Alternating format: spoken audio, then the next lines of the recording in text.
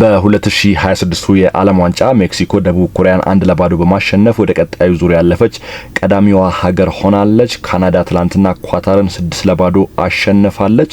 ኔይማር አሁንም እንደማይሰለፍ እየተነገረ ነው የሚገኘው። የሜሲ አባት ምን ገጠማቸው የሚለውን ጉዳይም እናነሳለን። የዝውውር ገበያውም እንግዲህ እንደደራ ነው። ሊቨርፑል ለያንዶ የመንዲ ያቀረበው የ100 ሚሊዮን ፓውንድ ተቀባይነት አላገኘም። አርሰናል፣ ማንቸስተር ዩናይትድ፣ ሪያል ማድሪድ ተጫዋቾችን ለማስፈረም ጥረቶችን እያደረጉ ነው። የ2026-27 የፕሪሚየር ሊግ መርሃ ግብርም ዛሬ ይፋ ይደረጋል። እነዚህና ሌሎች ስፖርታዊ መረጃዎችን ነግራችኋለን። ሰላም የጎልደን ስፖርት ቤተሰቦች፣ ይህ ጎልደን ስፖርት ነው። ወቅታዊና ትኩስ ስፖርታዊ መረጃዎችን የምትሰሙበት የዩቲዩብ ቻናል ነው። ላይክ፣ ሼር፣ ሰብስክራይብ በማድረግ ቤተሰብ መሆናቸውን አትዘንጉ። የ2026 ዓለም ዋንጫ የምድብ ሁለተኛ ጨዋታ ትላንትና ተደርጓል። ዛሬ ሌሊት እንግዲህ ጨዋታዎች ተደርጓል ማለት ነው። ትላንትና የነበሩ ጨዋታዎችን ውጤት እንገልጻለን። ቼክ ሪፐብሊክ ከደቡብ አፍሪካ ያደረጉት ጨዋታ በአንዳቻ ውጤት ተጠናቋል። እንግዲህ ደቡብ አፍሪካ የመጀመሪያውን ጨዋታ ከሜክሲኮ ጋር አድርጋ 2-0 መሸነፏ ይታወሳል። ትላንትና ያደረገችውን ጨዋታ ደግሞ አንዳቻ በመለያየት 1 ነጥብ ማግኘት ትችላለች ማለት ነው። በጨዋታው እንግዲህ ቼክ ሪፐብሊኮች ጎል በማስቆጠር ቀዳሚ ነበሩ። ማይክል ሳርሌክ የመጀመሪያውን ጎል በ6ኛው ደቂቃ ነበር ያስቆጠረው። ደቡብ አፍሪካዎች ጨዋታው ሊጠናቀቅ ደቂቃዎች ብቻ ሲቀሩት በ83ኛው ደቂቃ ላይ የተገኘችውን ፍጹም ቅጣት ምት ወደ ጎል በመቀየር ከቼክ ሪፐብሊክ ጋር ባደረጉት ጨዋታ 1 ነጥብ ማግኘት ችለዋል። ሌላኛው ትላንት የተደረገው የዓለም ዋንጫ ጨዋታ ስዊዘርላንድን ከቦስኒያ ሄርዘጎቪና ያገናኘው ጨዋታ ነው። ይህንን ጨዋታ እንግዲህ ስዊዘርላንድ 4-1 ማሸነፍ ችላለች ማለት ነው። የግራኒት ዣካ ሀገር ስዊዘርላንድ የዓለም ዋንጫውን በጥሩ አጀማመር ከጀመሩ ሀገራት መካከል አንዷ ናት።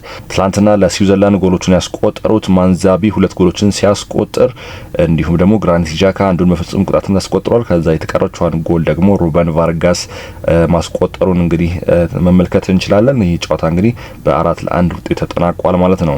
ትላንት ሌሊት የተደረጉ ጨዋታዎችን ስንመለከት ደግሞ ካናዳ እንግዲህ የባለፈውን የዓለም ዋንጫ አዘጋጅ ኳታርን 6-0 በሆነ ሰፊ ውጤት አሸንፋለች። ግማሽ ደርዘን ጎሎችን ማስቆጠር ችላለች። እንግዲህ ካናዳም እንግዲህ በመጀመሪያ ጨዋታ አቻ መውጣቷ ይታወሳል። አሁን ኳታርን በማሸነፍ እንግዲህ 4 ነጥቦችን መያዝ ችላለች ማለት ነው።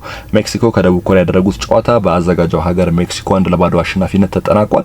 ሜክሲኮም እንግዲህ ደቡብ ኮሪያን ማሸነፏን ተከትሎ ወደ ቀጣዩ ዙር ማለፍ የቻለች የመጀመሪያው ሀገር መሆኗን አረጋግጣለች ማለት ነው። እንግዲህ የምድብ 1ን የደረጃ ሰንጠረዥ ስንመለከት ሜክሲኮ በ6 ነጥቦች አንደኛ በመሆን ወደ ቀጣዩ ዙር ማለፏን አረጋግጣለች። ደቡብ ኮሪያ እንግዲህ በዚህ ምድብ የምትገኘው ደቡብ ኮሪያ 3 ነጥብ አላት። ቼክ ሪፐብሊክ 1 ነጥብ እንዲሁም ደግሞ ደቡብ አፍሪካ 1 ነጥቦችን በመያዝ ከ2 እስከ 3 ያሉን ደረጃ ይዘዋል። በምድብ 2 ደግሞ ካናዳ እንግዲህ ትላንትና ማሸነፏን ተከትሎ 4 ነጥቦችን ይዛ ምድቡን እየመራች ትገኛለች። በዚህ ምድብ የምትገኘው ሌላኛው ስዊዘርላንድም 4 ነጥብ ሲኖራት በጎል ክፍያ እንግዲህ በካናዳ ተበልጣ ሁለተኛ ደረጃ ላይ ተገኝታለች።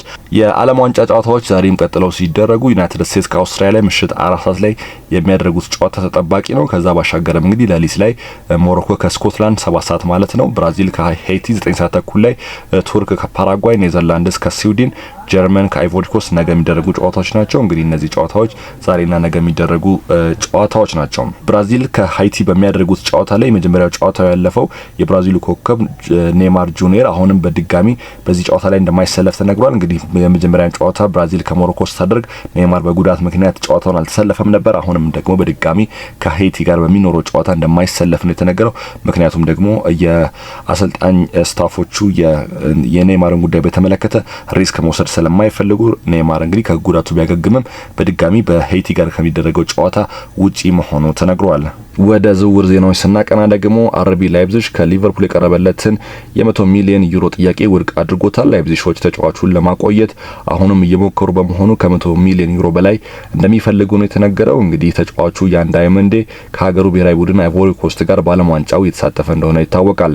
ማንቸስተር ዩናይትዶች ማርክ ካሴዶን በቅርበት እየተከታተሉ እንደሚገኙም ማርካ አስነብቧል። ሊቨርፑል ሚኪ ቫን ደ ቬንን ለማስፈረም እንቅስቃሴ ጀምሯል። የቶተንሃም ሆትስፐርስ ተከላካዩ ሚኪ ቫን ደ ቬንን ለማስፈረም እንግዲህ እንቅስቃሴዎችን እያደረገ እንደሚገኝ ነው የተነገረው።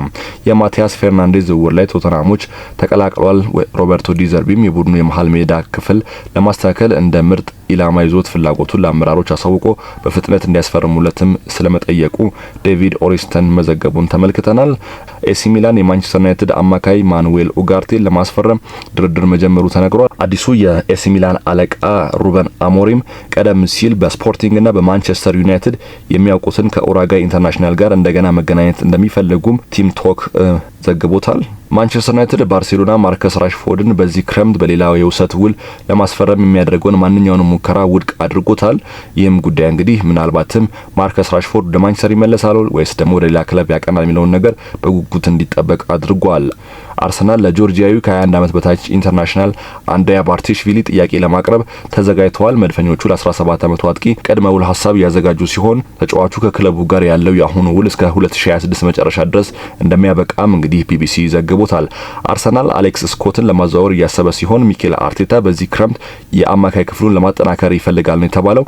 የቦርንማውዝ ኮከብ አስደናቂ ውድድር ዘመን ካሳለፈ በኋላ እንደ ቁልፍ ኢላማ ተደርጎ ታይቷል። ማንቸስተር ዩናይትድ እና ሊቨርፑል የ22 ዓመቱን ተጫዋች እየተከታተሉ እንደሆነም ነው የተነገረው። የሮድሪና የማንቸስተር ሲቲ የወደፊት ዕጣ ፈንታ አሁንም እርግጠኛ አይደለም። ሲቲ የስፔናዊን አማካይ ውል ለማራዘም እየጣረ ሲሆን ውሉ በሚቀጥለው ዓመት ያበቃል። እስካሁን ምንም አይነት ስምምነት ላይ አለመድረሳቸውንም እንግዲህ ዘ አትሌቲክስ ዘግቧል ማለት ነው። እነዚህ የዝውውር ዜናዎች እንግዲህ በስፋት የመገናኛ ብዙኃንን ትኩረት የሳቡ ጉዳዮች ሆኖ አግኝተናቸዋል። ይህ የጎልደን ስፖርት ነው። ላይክ፣ ሼር፣ ሰብስክራይብ በማድረግ ቤተሰብ መሆናቸውን